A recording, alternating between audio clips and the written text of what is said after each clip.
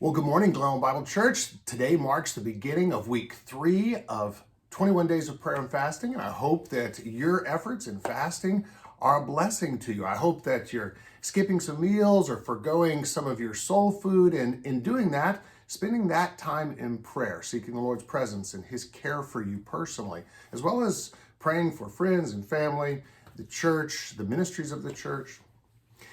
Today, I want to share with you an interesting story in the Gospel of Matthew where the Pharisees come to Jesus and they ask him, "Why aren't your disciples fasting?" They pointed out that the Pharisees' disciples fasted regularly, weekly. And Jesus says, there's no reason for the disciples to fast at this time because I'm with them.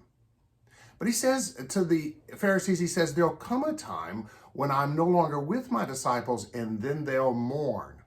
They'll fast because they miss me. Again, back to the presence issue. Fasting is a reflection of our longing for God's presence in our lives and our need for Him, which brings up an interesting point and something that's seldom talked about while we fast. In this last week of fasting, remember, there'll be no fasting in heaven. Heaven is described as a place of great feasting. The description of heaven is that of a banquet, where the presence of God is so rich and the care of God so thorough that we're full, we're satiated, we're filled up. It's a place of abundance and overflowing.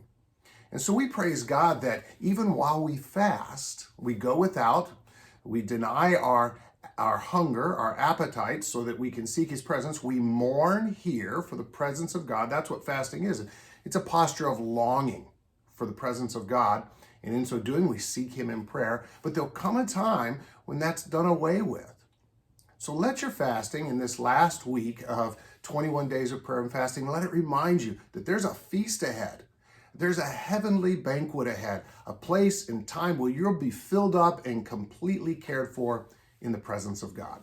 The Lord's blessings on you.